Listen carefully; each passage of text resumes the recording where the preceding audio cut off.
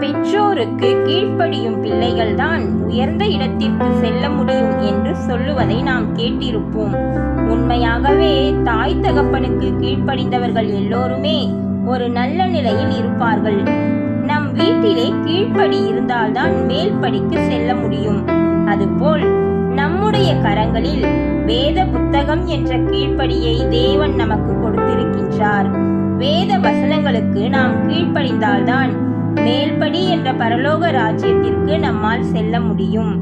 வேதத்தில் நீதிமொழிகள் 7:2 என் கட்டளைகளையும் என் போதகத்தையும் உன் கண்மணியைப் போல் காத்துக்கொள், அப்பொழுது பிழைப்பாய் என்று வாசிக்கின்றோம். தாய் தகப்பனுக்கு கீழ்ப்படியாத பிள்ளைகள் தங்கள் வாழ்க்கையில் உயர்வை காண முடியாது.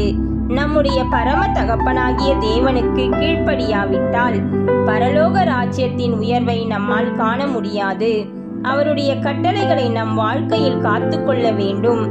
ஆவியானவருடைய போதகத்தை நம் வாழ்க்கையில் ஒருபோதும் அசட்டை பண்ணவே கூடாது. நம்முடைய கண்மணியைப் போல அவற்றை காத்துக்கொள்ளும் பொழுதுதான் நாம் பரலோக ராஜ்யத்திற்கு தகுதியுள்ளவர்களாய் பிழைத்து கொள்ள முடியும்.